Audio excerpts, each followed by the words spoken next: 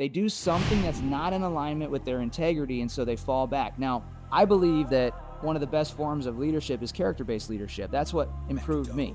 When my life was not the best, when I was not the best, when I had confidence issues, when I had imposter syndrome, when I had doubt in myself, it was because behind closed doors, I didn't have the best habit. The moment I started locking that in, I learned it from mentors, and the moment I started keeping the promises I was making to myself, the moment I started listening to myself, is when everything goes up. And so momentum works two ways. It works positively, and if you take your foot off the gas, it works negatively, right? The chains of habit are too light to be felt until they're too heavy to be broken. Hey, welcome to the Relevant Development Podcast. My name is Juan Alvarado. Today, I have a special guest with me, Jeramiah. Welcome to the Relevant Development Podcast. How you doing today? Bro, thanks for having me here. Excited to burn it down and help out your audience. You know, I'm all about growth and improvement, so I know they are too, and I'm excited to help out, man. Awesome. So where are you calling from right now? I'm in Florida, originally from California, Northern California. So Trinity Center was the little town that I grew up in. It was like, it's more like a village than it was an actual town. Had about 300 people in it. And then my parents are from the Bay Area, and I stomped around in like the Los Angeles, Pomona area a little bit too as I got older. Got it. So military background, things like that. I kind of want to know where you are now. Like, just tell us a little bit about yourself and your current situation, and then we can go from there. Yeah, absolutely. So Jeremiah Sullivan, former infantry officer, 75th Ranger, and infantry commander. I actually went enlisted first. I was an enlisted engineer when I first came in the Army in 2005. And then I switched gears, became an officer, and I left the military in 2020. I've got 4 combat deployments. And after my 4th one, it's kind of like soul searching in life, figuring out what was next. And that led me to signing up for a 100-mile race in the Colorado Rockies. I was laying around on my couch on a Sunday, got inspired, signed up for it, ran the race the following Saturday. So 6 days later, without a train up, just dove headfirst into the race. And it was at 11,000 feet in the Colorado Rockies. So it was a 36-hour race, one of the toughest races and the toughest ultras inside the continental U.S. And I finished it, but on that race, I had an epiphany that it was time for me to separate from service and pursue my calling of building leaders. So I had already started doing executive coaching while I was in the military, and I dove headfirst into entrepreneurship after that race. I was out of the military within 4 months of that decision. And now what I do today is I help people and entrepreneurs triple their revenue with leadership and mindset training. Nice. I want to touch on a point real quick. You said you had an epiphany. What was that epiphany? How did it come to be? One. Second part, the epiphany. So I've had those where you're like, okay, I need to make a change. So one, what was it? And then walk us backwards in like, where were you? Why did that epiphany had to come? Like, what did it take you out from? Yeah, my whole life has been a series of epiphanies, and I got into special operations, and I did high value target Raize with some elite units in the 75th Ranger Regiment, and then I was a company commander after that, and I ran the 100 miles, but my life didn't start off like that. You know, I actually grew up in a really small town, like I said, of 300 people. I was a really shy kid. I never wanted to be a leader. I would sit in the back of the classroom, and if you called on me, I'd go absolutely flush. Okay. So I got into high school, and my first dream was to be an athlete, and I just wasn't good enough. After that, I ended up enlisting into the military. So that was like my first epiphany in a moment. I got really, really desperate with life. I was just like in this cycle. I had tried to pursue a dream. I had failed. I ended up kind of drifting in life. And I said, you know what, screw this. I'm going to join the military out of desperation. So it was like an awe moment for me, an epiphany there. Jumped in the military, and I was in Iraq at 20 and 21 years old. I was there for 15 months, same time that you were around and over there in Iraq or over in Kuwait.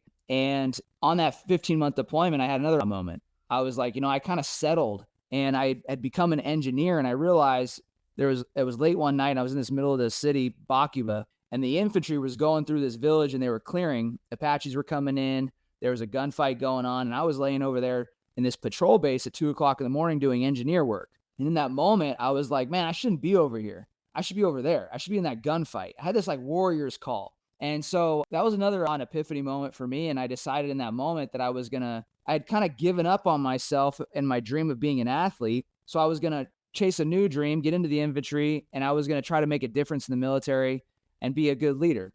So it was this calling that I had. And anyway, so I decided, I switched gears and I did the Army's Green to Gold program. And this evolution continued, and I got into the conventional Army. I was an infantry officer. I had a mentor that came into my life and he saw something in me and he encouraged me to go and try out for the 75th Ranger Regiment. So I did that. And so I just had this, I have this pattern of transforming and evolution that I'm really, really addicted to. And I think it comes from being so shy and sheltered as a kid and then breaking through the fear that comes along with growth, like joining the military, getting into the infantry, becoming an officer, and getting addicted to that process. So after I had accomplished my dream job in the 75th, and then afterwards went and became a company commander, I felt like I had checked all the blocks in life. And I was like, shoot, man, I don't really know what the hell I'm doing next. It's either stay on this path, continue to climb the ranks and become a battalion commander or jump into Delta Force. And so I was on this path of just challenging myself. And I used to have a hard time running 2 miles.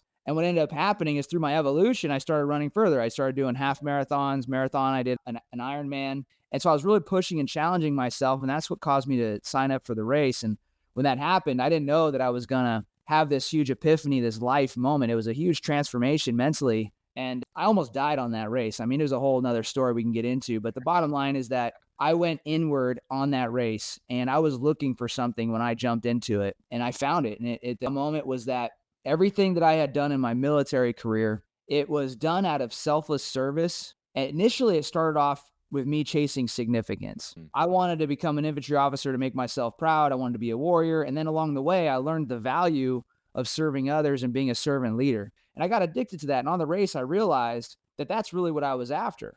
That I was after, what I wanted more of in life was more happiness. And the things that made me the most happy was helping others and being a servant leader. And I realized that, well, I had to get out of the military because if I want to make the biggest impact possible before I die, the military is a great place for me to make an impact. But if I got out and I continued to coach and I continued to help people, there's no ceiling on my influence. Right. So it was actually a really tough decision for me to jump out of the military after that race.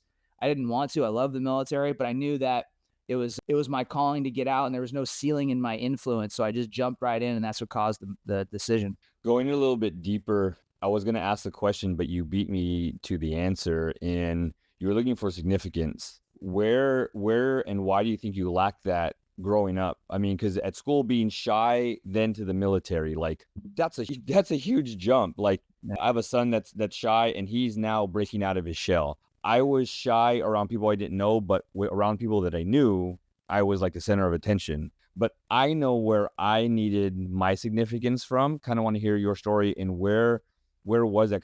Because the reason why I'm asking this is the audience and the people listening, there's somebody out there that is the shy worker, keep my head down and just work, but they know that they're made for more.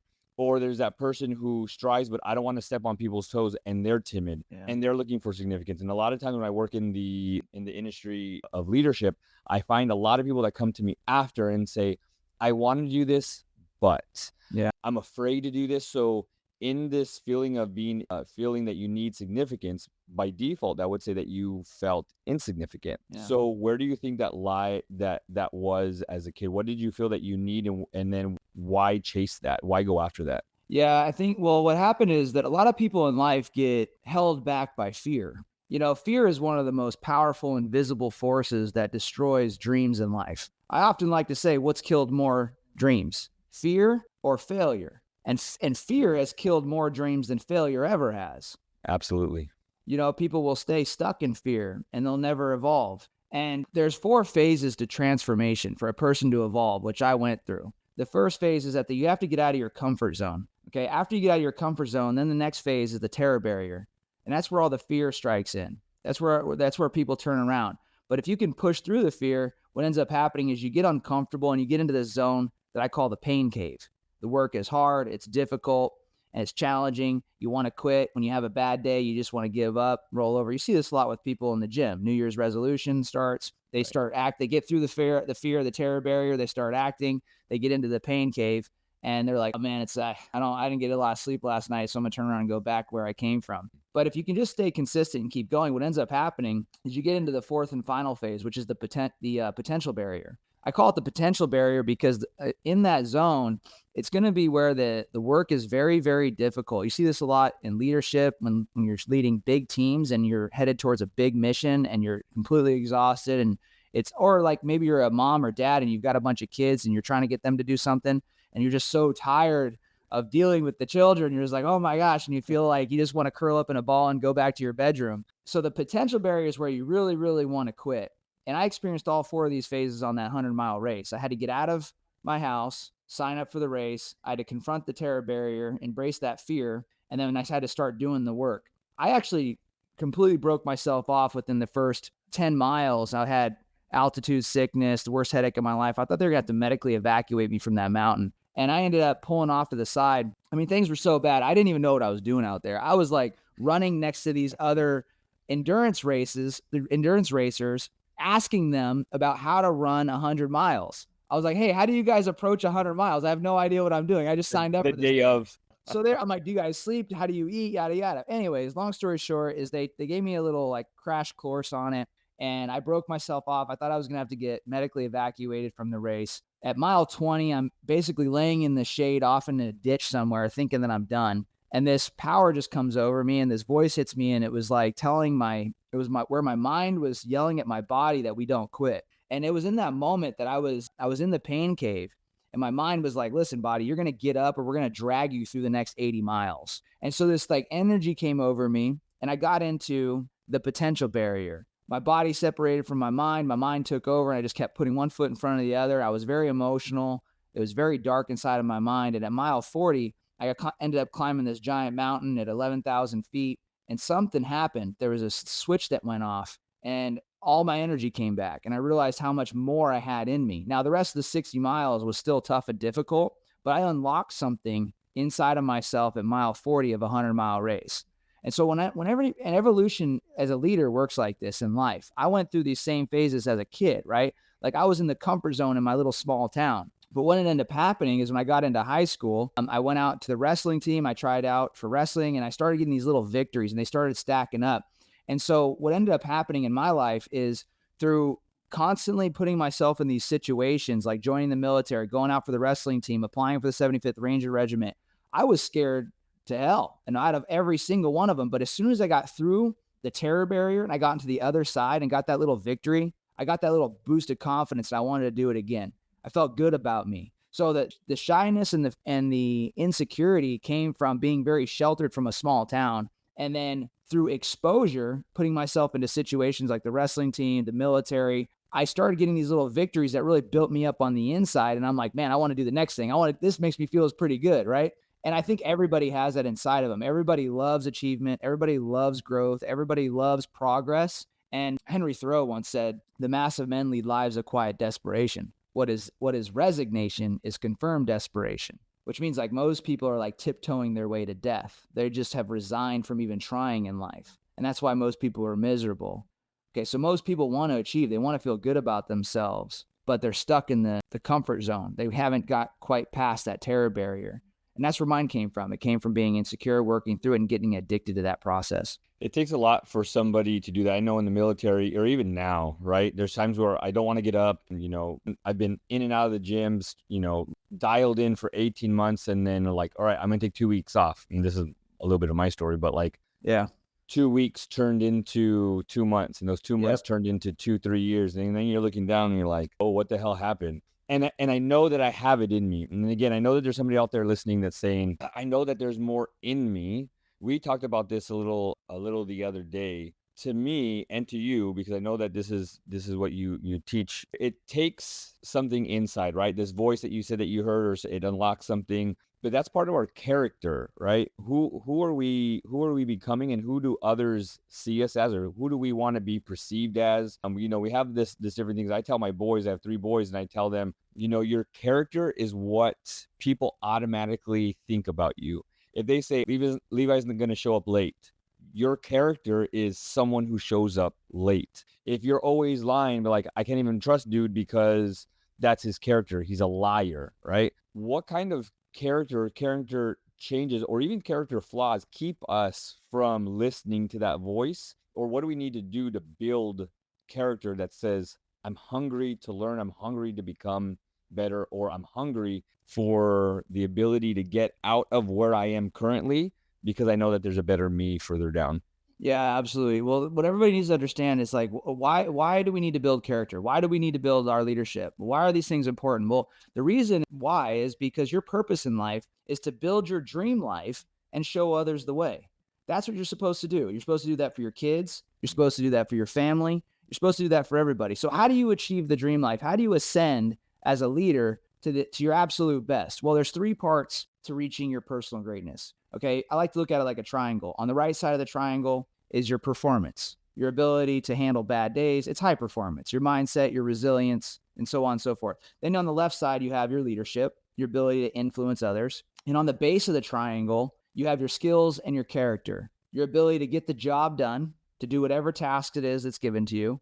If you're an infantry officer, then that's your ability to do the infantry job, shoot, move, communicate. And then your character. Your character includes things like your personal integrity, your morals, your ethics, what you stand for, what you're against. Now, the best representation of somebody that maximizes each of these three components is a quarterback of a football team. Yep. The reason why is because if you look at, like, you watch sports highlights, who's the star player? It's the quarterback typically, right? And he's the person with the most leadership, the person deals with the most amount of pressure, and he's the person that needs, with his skills, he wins the game among everybody else. Now, you'll see these highlight players, these highlight quarterbacks reach the apex. They've mastered leadership. They mastered their skills. They've mastered their high performance. But they have the ones that haven't mastered their character. They get to the apex of the triangle, the very top of their personal greatness, and something happens in their life that causes them to fall. They get into domestic violence issue. They drink and drive.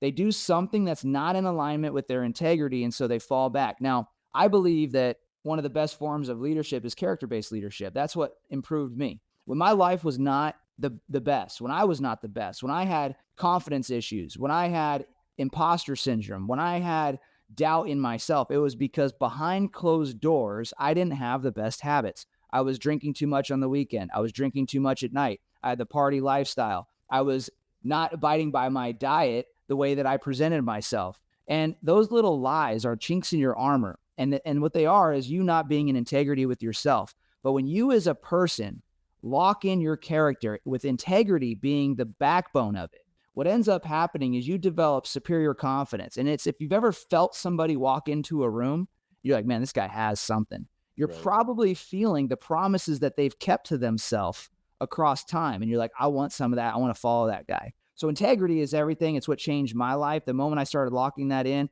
I learned it from mentors. And the moment I started keeping the promises I was making to myself, the moment I started listening to myself is when everything goes up. And so to your point about taking days off and being a person of character, to keep myself in motion, momentum works two ways. It works positively. And if you take your foot off the gas, it works negatively, right? The chains of habit are too light to be felt until they're too heavy to be broken. So if I take a day off from the gym, it's easy to take the second day. It's easy to take the third day. It's easy to take the fourth day. So habits work positively and negatively. That's the first thing I like to remember. But not only that, why would I want to take a day off from the things that make me feel my best? Right. Why would I want to take a day off from the things, Right. eating the food that makes me feel good? So this mentality, this mindset is what will help people stay the course. And then in turn, they will develop more confidence. And then when they go to work, people will be more attracted to follow them. And it all comes down to listening to themselves, because everybody knows when you take that first day off that maybe you shouldn't have taken it off. Maybe you should have went for a walk or went for a swim or done an active rest or something like that. So staying in alignment with yourself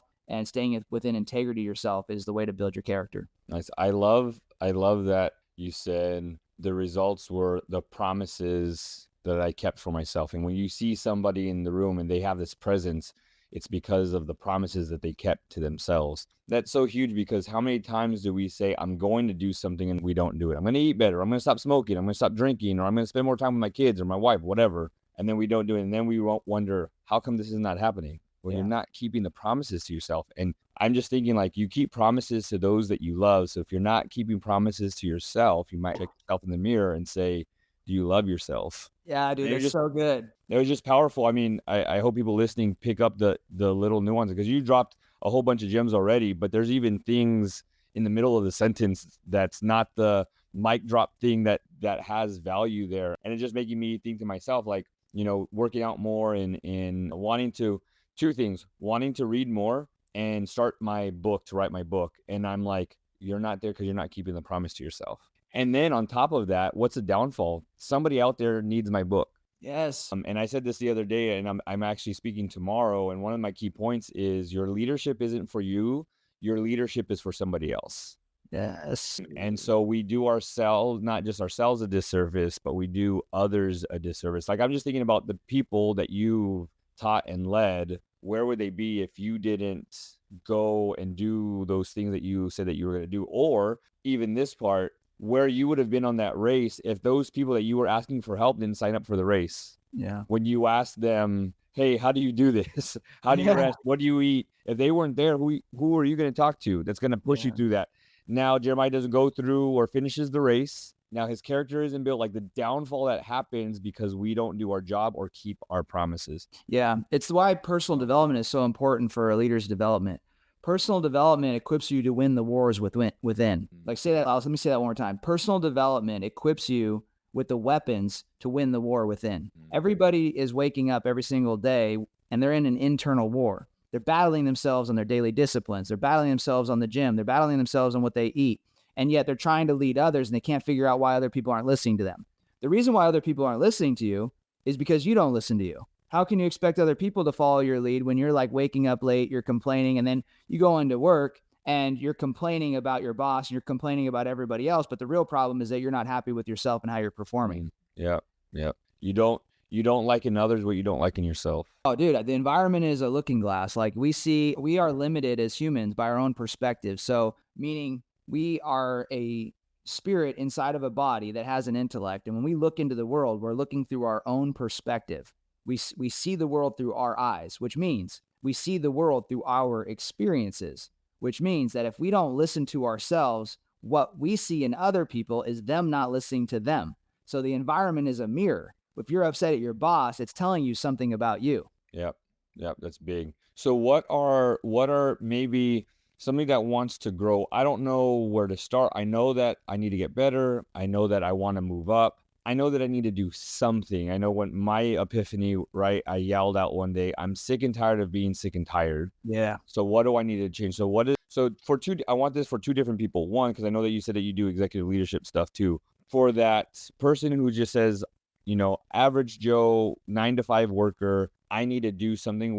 What's the first thing that they need to do? Or some suggestions of things that they need to do to maybe build their character or to get moving, to build that momentum. Yeah. And then for the other person is that manager, supervisor, boss, or maybe CEO, executive director that says, I know that maybe an evaluation or something along the lines where they've maybe been talked to, or there's rumblings of saying like, we just need you to be a better leader. Yeah. Where does that person start? Both of those people, every single human, what you guys, everybody needs to work on is achieving personal greatness. When you become so great as a human being, you get every result along the way. And I know this because I wasn't so great at one point in time. Like I said, I had a party lifestyle, was not the best human being. I got rid of all that stuff. And I was like trying to build several businesses while not being congruent with myself, while not having personal integrity all the time. But the moment I started living with personal integrity was the moment that every business that I started had success. So what I've learned along the way, because this is a question about success really, and leadership, the shortcut to success is to replace your bad habits with good ones. Mm-hmm. All of you guys right now just need to focus on replacing your bad habits with good ones and listening to those. Like if you don't feel good about it, it's a bad habit. Okay. You look in the mirror. If you feel guilty about it afterwards, it's a bad habit. So some actual practical things that you guys can do to start working on yourself every single day. This is what I had to do. And this is what I do with people that I work with. I build the leader and the leader builds the business. Or I build the leader accomplishes the career growth. I build the leader builds the dream life. So we have to build you first, right? You build the leader first and then life takes care of itself. So how do you do that? Well, the first thing is you got to work on your discipline and your consistency. The way that I teach my clients that, which everybody can do, is simple. You need a morning routine that works for you. Invest in your body, invest in your mind, invest in your soul.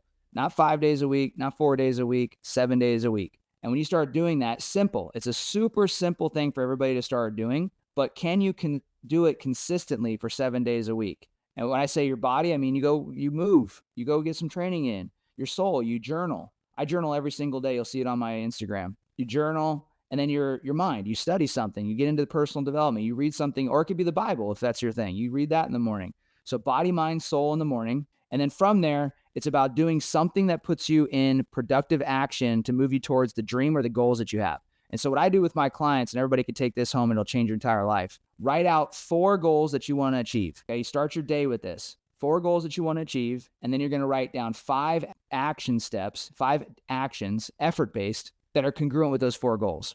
Now, the key here is that the 5 action steps need to be things that you're resisting. The reason why is because what you resist persists. The problems in your life, the reason why the bank account isn't the way that what you want it to be, the reason why your career, your fitness, whatever it is, isn't the way that you want it to be, it's because you've resisted the path that will take you to success. It's like when I help people build a business, I'm like, how many sales calls did you do today? Well, I kind of put it off to the end of the day. I didn't do a whole lot, right? They were resisting it, so they're not getting the revenue. So what you resist persists, and it's the same thing in your career. So what we want to do as people that are building character is we want to become tough internally. We want to have that morning routine, body, mind, soul, and then we want to get clear about where we want our life to go, the 4 goals that we want to work towards, our health, our career, our family, whatever it is for you.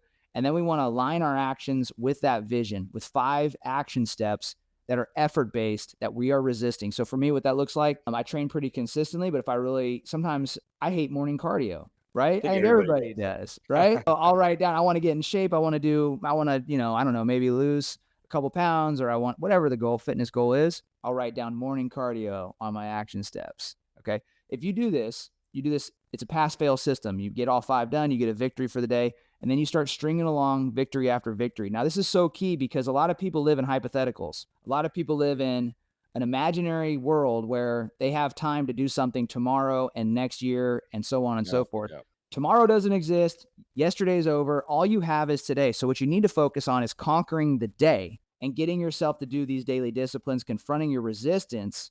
And if you string these along every single day, you'll end up not only getting the career that you want, that you'll get the dream life, your relationships will be better, everything will improve because you're confronting your resistance regularly. I like that. I heard a quote the other day that said, the magic that you're looking for is in the work that you're not doing. Yeah. And I'm like, dang, like the things that I want, like, and again, it goes back to the thing that you said, it's the thing that you're resisting. Yeah, we might have another tomorrow, but we'll never have another today. How would you live if today was literally your last day, right? Yeah, what would you do? People are like, I'm so tired. You wouldn't sleep in. You would actually wake up as early as possible. You would do good work, right? You would only do work that matters to you. You would do the work that you're passionate about. You would help people. You would be good to people. You would leave them with the impression of increase. You would speak up when you felt you needed to speak up. When you're at the dinner table with your wife and you're thinking about how lovely she is, you would say it. Not only that, but you would get good training in because training makes you feel good. You'd be friendly. You'd stay up a little bit later. You would optimize your sleep. And if and when you did fall asleep and woke up the next day, you'd be so happy and grateful for another day to do it all over again. Yeah, for sure. No, that's good. That's good stuff, man. So before we go, a couple questions I want to end with is, what have you either read, person that you've been connected with, something that's helped you raise the bar? I mean, the biggest thing that's internally helped me raise the bar is confronting my fears. Like, fear stands for false evidence appearing real. And if you guys you could read all the books in the world, but if you don't develop the habit of taking action through what you learn, your life is going to stay the same. Now, the thing that people should realize if they want to confront their fear and really, truly level up is that fearlessness is a muscle. So it doesn't really matter where you're starting out. I started off from a small town, shy kid. And the thing that changed it all was I got really used to confronting my fear, and I built that fearlessness like a muscle. Now, I might still feel some nerves. I might still feel uncomfortable, but I know how to will my way through fear. And if people would just simply do that, their whole life would change. Yeah, big time. I told my son the other day, he missed a tackle, and I said, bro, like, on the football field, you have to be a beast. Like, your job is to, and I know people are going to probably get all bent out of shape when I say this, but this is just the nature of the game. You're not out there to physically harm somebody. So this is more of a mental state, is you have to go and tackle them or go hurt them because their goal is to go and hurt you. and not physically take you out of the game and make you, with a disability kind of deal and break your arm or whatever, but it's same thing with wrestling, right? Yeah. Your job is to take them down and make them give up. UFC, make them tap out or surrender, because their goal is to make you do it. It's like whoever it comes first. And then, in battle, it's like, it sucks, but at the end of the day, we got to do what it takes to get home at the end of the day. It's either them or it's you. And Yeah, so bro. when you start to think about that with, personal development, it's like either I'm going to make myself better or the world is going to make me worse. Bro, So like so what's the choice? Like if greatness is an option, then why choose failure? And it's just really cool to say to put things in perspective that way. Man, just hearing you talk is making my mind just kind of like go. Well, we live in a culture where people kind of scrutinize wanting to win. Bro, we need to win. Like your whole life is set up to like when you walk outside in the day, you are at war from the time you wake up to the time you go to sleep. There's negative people out there. There's fast food restaurants that want to kill you. There's all the drama, all the problems. It's a dangerous world out there. And if you go into the world not trying to win, you're going to get ran over by all that stuff. And so I don't think we should live in this culture where it's not okay to win. I think we need to bring winning back. You know what I mean? For sure. And here's the big thing, that when you win, people might say that that's selfish. My counterpoint would be, don't look at it as selfish. Look at it as the victory is not for me, it's for somebody else. So you mentioned fast food, right? Like if I go and I don't go to fast food because it's going to mess me up, I'm living longer. Yeah, it's a victory for me, but I also live longer for my wife and my kids. Yeah. And now, instead of going to spend $50 or whatever, because it's stupid ridiculous now, buying a value meal, which is not a value meal anymore. You go to, Carl's Jr. here or Hardee's on the East Coast, where like a meal used to be $6 or $7. It's $15 for a burger and fries. Like I might as well go to a restaurant. But here's the thing is like, I can go to the grocery store, buy pretty much those same things, make it better, know what's in it because I'm doing it. But then I'm cooking and barbecuing with my family, spending time with my family. So like when you go out to win, right, don't look at it as, well, that was a very selfish of him to say. No, victories are not just for one person. It's for everybody. Oh yes, winning is like the most difficult thing to do because it requires so much effort. Like losing is easy. You could roll over, sleep in, and stay in all day. Nobody wants to follow a leader who's committed to losing. Like everybody wants to follow a leader who's going to win and get behind that. We have an obligation to do that for each other, because if we don't win, how are our kids and how are our teams supposed to know what success and winning looks like? How are they supposed to continue to evolve? Like our job is to raise the bar, like you're saying, and continue to grow, because as we expand, that brings up the people behind us. So it's an obligation for us to win so that the generations around us, our team, our culture rises up and it doesn't go down. Right. Advice for those who are listening on how they can raise the bar. Man, the biggest thing I would say, guys, the simplest thing, I give people this, like, people are so crazy because you can give them the perfect plan and they'll avoid the hell out of it. Yeah. You guys, the fastest way to success is just to run the perfect plan. But if you're running the wrong plan in life, you could run that perfectly and get nowhere. So what you want to do, the perfect plan is simple. It's what I laid out here in this podcast. You guys want to change your life. You want to be better leaders for your family, for your coworkers at work. Do the daily action plan like I described. Write out 5 things that you're resisting. Challenge yourself. See if you can get all 5 things done in a day. Win that day and do it again and again and again. It's resistance. Like this is the path. So it's to confront your resistance is what I want to encourage everybody to do moving forward. Love that. Love that. Where can listeners find you? Yeah, you guys, Instagram is my platform. So hit me up there. I answer every DM that comes in. It is me. If you don't believe it's me, be like, is this really you? I'll send you a voice message, a video of this message. It's JeramiahSolven. Hit me up there. But listen, this is what I'm going to call all of you guys to do. I'm on a mission to make an actual difference in the world. When I became an infantry officer, it was because I wanted to make a difference in the military. When I got out, it was because I wanted to make a difference in the world. And so I'm calling you. I want you to come to my page and be part of this mission of making a difference and becoming the leader that's inside of you. Awesome. Beautiful. Jeremiah, any last words of wisdom before we let you go? Guys, I'll say this. If you're trying to ascend, like I said, the process is very simple. You build you, and then you build your life. You got to work on yourself first. But I'll also leave you with this. It's what my mentor told me. I've had tons over the years. And one of my mentors was trained by and coached and mentored by Zig Ziglar in person for every single week for almost 2 years. He passed all of Zig's teachings down to me. And this lesson changed my entire life, and it'll change yours if you abide by it. but it's you can get everything that you want in life if you just help enough people get what they want. So I want to leave you guys with that message and call on you and challenge you to become the leader that's inside of you. Beautiful. Well, Jeremiah, thank you so much for joining us today in the Relevant Development Podcast. And by the time this airs, it will be the week of Veterans Day.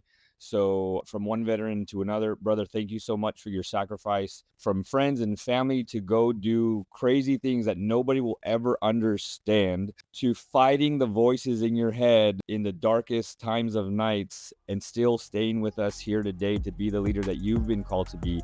Thank you not only for your service, but thank you for being strong, not only physically, but mentally to keep going, because I know that battle sometimes gets the best of us and brothers that we have that lost their battle with that. But thank you for being strong. Thank you for being authentically you. And so this Veterans Day, I hope that you feel and filled with appreciation every single day, not just on this weekend of Veterans Day. No, thank you so much for having me, man. I appreciate it. And I love the work that you're doing. Thank you guys so much for listening.